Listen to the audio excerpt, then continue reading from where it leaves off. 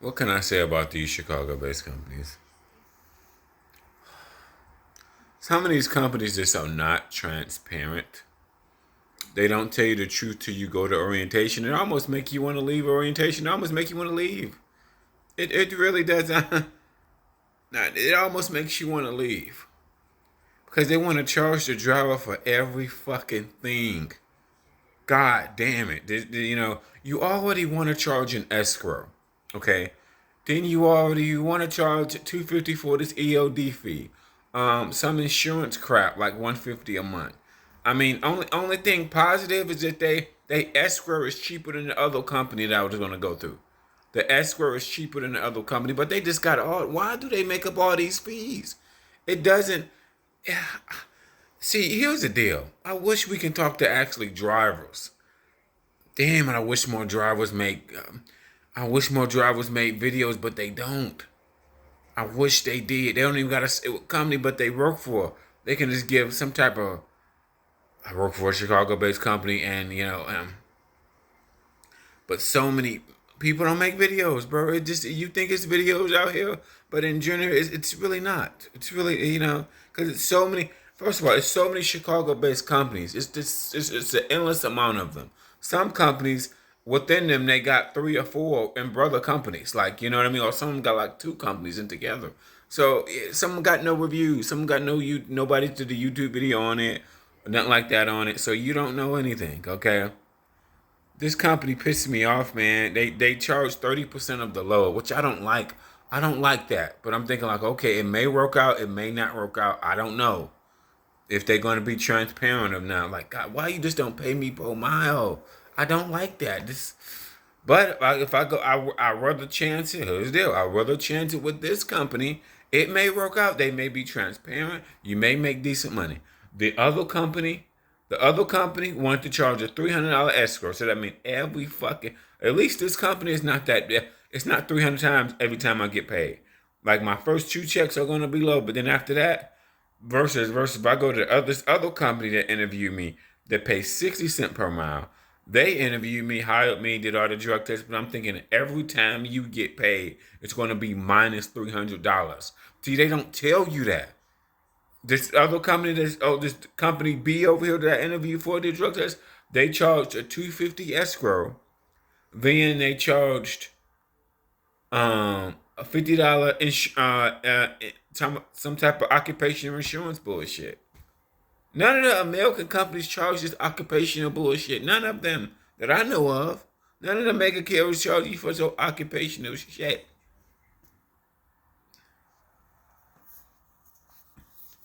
Then they make you get a business account, which is stupid too, which is another stupid thing. Which is to me is another stupid thing. I mean, like who makes up these dumb fucking rules? This shit is all dumb all around, bro. To me, you ain't really no business owner in trucking when you do OTL. You wanna know why? Because the most important thing is picking your loads. Because someone, when you out driving all alone by yourself, going to all these random ass carriers, random ass warehouses, there's some warehouses you will never want to go to again. See, you don't know that till you out there. You're like, oh man, I ain't never going there again. Oh man, I ain't never. See, that's the OTL is the most is you're gonna run into variables. God drivers, you on dedicated accounts. On dedicated accounts, you don't deal with none of the problems that I deal with when you do OTR. You just don't. Because when you first get with a carrier and it's OTR, you don't know the running lanes they're gonna have you running. Then you go to these shippers, you don't know how long they're gonna take to load you at these shippers in and out. It may be hours to get unloaded, hours to get unloaded, and then they all do the same shit eventually. They gonna give you a load and you ain't gonna have enough hours to get there, and it's gonna be the next morning, and you don't have enough hours to get there. The shippers in between the shippers and the carrier always put you behind as being an OTR driver. You go to a warehouse, you sit there for hours and hours and hours waiting to get loaded. Your hours of service is already low because your afternoon load took hours to unload you. Then now you getting loaded and they taking hours to load you, and it got to be there tomorrow morning. I've did this with so many carriers. I figure out that's the ultimate thing. But anyway, let's go back to this company right here. The company A that I chose. When you finally get to OTR, then they tell you all the other hidden fees that they charge you. Like, damn it. Like, this. You don't see the thing about it. You don't know if you're gonna be making $1,500. You don't know if you're gonna make it 17. You don't really know. Okay, and then when they tell you about this 30% of the load, are they going to be transparent? I don't know. These ads that they show on Facebook or whatever that you would make 1,500 a week, that you make 18 to $2,200 a week. Man, shut up. You ain't gonna make all that after they take the. Then okay, so once I get the orientation, they charge you EOD deposit. The EOD deposit is $250. Damn, like what the fuck? Who steals the EODs? How many drivers steals the EODs? That's stupid. Okay, then they charge occupational insurance. That's once a month. That's $130. Okay. Then they charge the escrow, okay, which is $150. So altogether, your first paycheck is minus $500. I'm like, fucking goddamn. And you're gonna most of the time when you first start with a company, you're gonna start in the middle of the week. Most often you are. I'm just like, the bad thing about OTR is this: that no matter what carrier you are with, you are going to live loads. These warehouses are going to make you mad because you're going to be there waiting and waiting. Wrong pickup number. You're not going to be in. And I wish you was in and out of these warehouses. Some of them you are, a lot of them you are not. You're dealing with appointment times. You're dealing with a lot of variables. You don't deal with this shit. When I worked Target, when I worked on Target account, I didn't deal with this shit. When I worked on Sam's Club, I didn't deal with this shit either. So I mean, you know what I mean? Drivers, you want dedicated. You want dedicated. In my opinion, you want dedicated. You don't want to have to worry about this shit, bro. This shit's just this is terrible. Nah, I don't. It may work out good. They may work out, but they want to charge you for being late. Here's the thing. Here's the thing about when you charge an OTR driver for being late. Now, this is not just Chicago-based companies. It has to do with being OTR. Okay, because when you're OTR, you're gonna get loads that are too fast. You're gonna deal with a lot of appointment times, a lot of times waiting at docks. So you, as an OTR driver, in my opinion, you're all over the place. You're at docks for long hours waiting over here, docks long hours waiting over here. Preferably, in my experience, I want less miles, so just in case that ship will keep me for hours loading me, or just in case that ship will keep me for hours unloading me. I don't want to be stressed out. This is where you become stressed out. You as a driver. This has happened to all the carriers. Every carrier I've been with. This has happened. I'm at a dock for 5 hours, 6 hours. This load got to be there tomorrow morning, and it's 700 miles away. This load got to be there tomorrow morning, and it's 300 miles away. This is only OTO shit. This is only OTO shit. No, I don't. But back to their fees, they want to charge you for everything. I'm looking like, God damn, why they want to? This is like, God. Then they say if the tire, they want to put the tires are the driver responsibilities. What the? God damn it! See, this company, bro. These companies pissing me the fuck off. You get here and like you don't know all the hidden fees till you go there. So even this company, like if I leave this company and go to that other company down the street, which I already did a drug test too. I don't know. See, they had shit. They don't tell you all the hidden fees till you show up to the orientation. Then you're looking like, oh my God, bro. That ELD really pissed me off. How many motherfuckers are still in the ELD?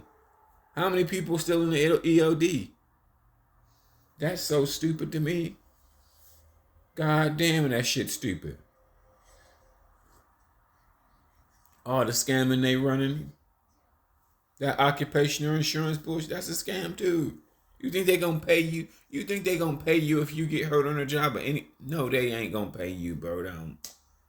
Bro, if that was the case, why the mega carriers don't charge occupational insurance and all that shit, bro? Only these dumb shit. God damn it, man. I don't know. They may have good equipment. For me seeing their website, they look like they got good equipment. That's the positive, okay? That's the positive. They look like they got good equipment. Good equipment. Good equipment. Now, okay. The variable that you always will run into is when it comes down to dispatch. Because I think this as an OTR person, going to all these different type of shippers and receivers, live load, you just deal with so much. You just do, in my opinion. I don't want 1,000 miles, 700 miles, be there next morning, and I'm already out of hours right now, and it's 7 o'clock in the afternoon.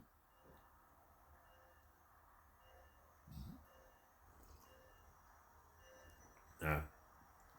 I rather me personally, this is me.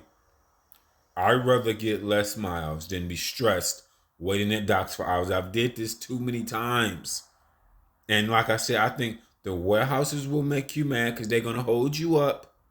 No matter what, several carriers. This happened to me, several people. Then you're gonna go to your receiver. They're gonna look at you sideways while you're late. May not even unload you. May make you wait a day because they don't got no appointment time for you. So you gotta wait next day. So you're sitting on that loaded because you was late. Um, and then your dispatcher gonna tell you what your dispatcher gonna tell you. I know y'all gonna say, well, you need to talk to your dispatcher gonna tell you that's all the loads we got in the area. Well, take that load. I'm gonna change the appointment time. Take that load. That's all we got. I've heard that from multiples. I've complained about loads being too fast to several dispatchers. Okay, I know y'all gonna say in the comments, well, you need to communicate. They don't never take me off. They don't. Because the load is probably paying good for them. Whatever. Probably paying good. It don't really matter. Uh, I think that's my one main. I figured out my one main problem. Going to a shipper in the afternoon and trying to flip that load.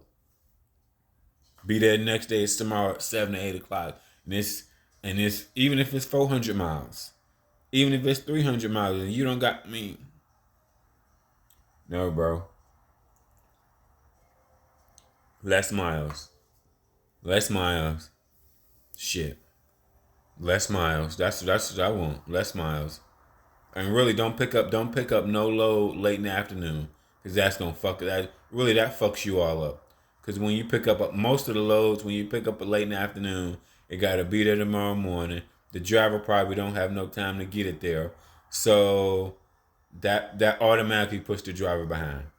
Plus, he gotta go there and wait. So you're automatically behind. This never happened to me on Target or Sam's Club. You know why? Because I always just went to the dis, the distribution centers where I picked the loads up from, and I just took it to the store, and I just brought back the empty trailers and did it all over again. Your job is so much easier on dedicated freight. All of the problems and variables waiting at docks, wrong pickup number, wrong this, wrong that. Oh man. You just don't know. You just don't know. So it's so much when you get to a carrier and do an OTR. You don't know the running lanes, you don't know where they got their freight at, and you really don't know. Then live loads. You don't know how long you're gonna sit at these docks. You don't know. That's why all these hidden fees, man. It's a gamble. And then the other thing about going to these trucking companies, they may be decent. They may be decent. They may be decent. Most companies that had this is what I will say. Most of my companies that had good equipment, Advance, Advance, Megatrans, and that small guy Rondell, they all had good equipment. Meaning I went months with no breakdown. That's what I mean. I went months. When all of them was live loads, I went months with no breakdown. So that's good for me, good for them, because they're not paying for no breakdowns. See what I'm saying? They ain't paid for a breakdown. They ain't in nothing months. Months. At the end of the day, it's a gamble. with these Russian. It's so many Russian companies. A lot of Russian companies don't got websites too. I want to say repeat myself. A lot of Russian companies don't got websites. So it's a gamble. I just can't believe all these fucking fees they got. I'm just like, I'm so pissed when I see like, damn, 250 for this. You already taking 150 out for escrow and 250 for this, 150 for that. I'm like, god damn. Yeah. I get it'd be different if you knew you was gonna make 15 or 1600 every week. Gross. You don't know that. It's a gamble. At the end of the day, it's a gamble. You could be making good money. You could be. Guys on this account, guys with this company could be making decent money. You don't know. They don't got no videos. They not on YouTube, bro. They just not. This is what it is.